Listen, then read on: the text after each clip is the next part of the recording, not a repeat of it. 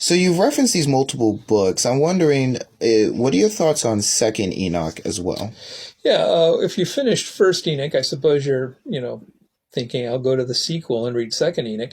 But they're really not sequels or anything like that. Second Enoch picks up with Enoch as the revelator and that sort of a thing. But it's not as though you have additional plot. You take these mystical journeys through the cosmos, and Second Enoch goes much further with that.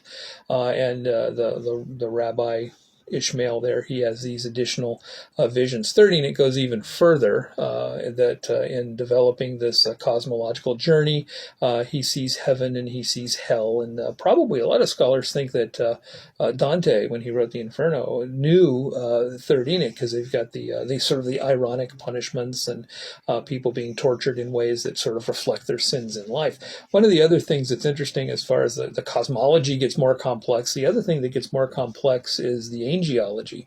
So the angels, if you take Scripture, Old Testament, there's two named angels, Michael and Gabriel.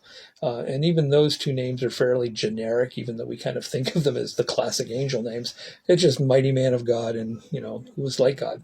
By the time you get to First Enoch, you get a whole list of these angelic watcher names, both good watchers and bad watchers. And by the time you get to Second Enoch, the list expands, and the roles of these angels become more complex. By the time you get to Third Enoch, you have this special angel Meteron who's rivaling God in his power and the descriptions. He's just this massive, spirit being. The real twist, if you sort of read First Enoch to Second Enoch to Third Enoch, the real twist is that you get to the end of First Enoch and you find out who is the Son of Man. It turns out it was Enoch the whole time. So Enoch gets elevated almost to the level of an angelic being of some sort, even in First Enoch.